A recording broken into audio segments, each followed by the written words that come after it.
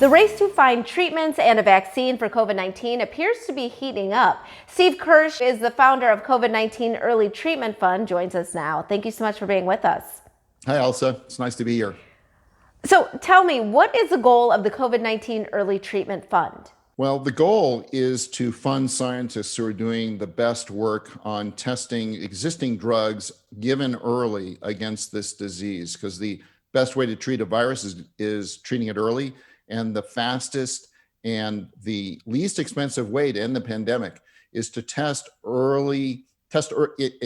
given early existing drugs and see if they can make a difference. And you have a career in tech. Why did you want to get involved in finding a solution to COVID-19?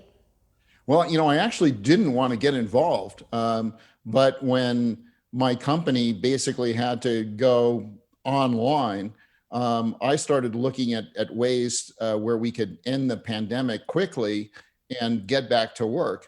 And so I started talking to scientists, and they all told me that drug repurposing is the fastest and least expensive way to end the pandemic. And they also said that the most promising drugs were just not getting funded. I talked to Bert Vogelstein, who he's the top scientist, the most cited scientist of all time in any field. And he couldn't raise the $1 million he needed to test a drug that has an 80% efficacy, according to observational data, against this disease. And so this is tragic. And I said, man, there is an opportunity here for somebody to make a difference. And another example is Camostat.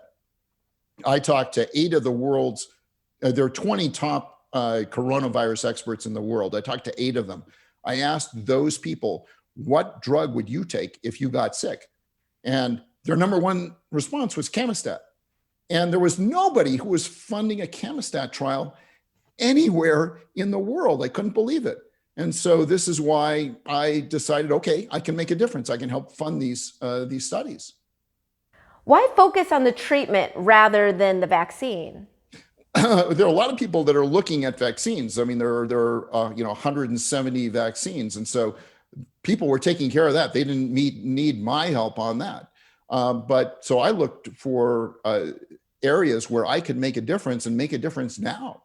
And so funding these trials on existing drugs was the fastest and cheapest way to make a difference. And it could save my life. It could save your life or other people's lives. And, we've had almost 1 million people die from coronavirus. It's important that we get something that we can give to people now.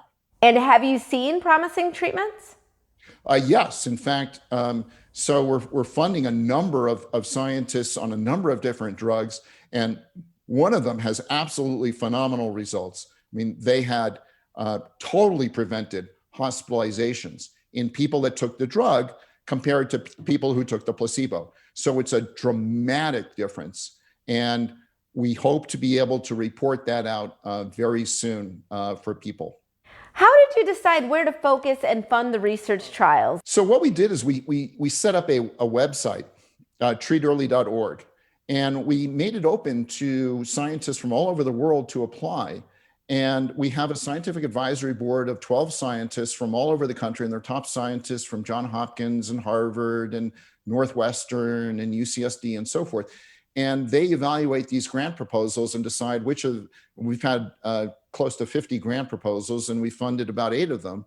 And so it's that scientific advisory board that decides who gets what funding. And what can our viewers do to help?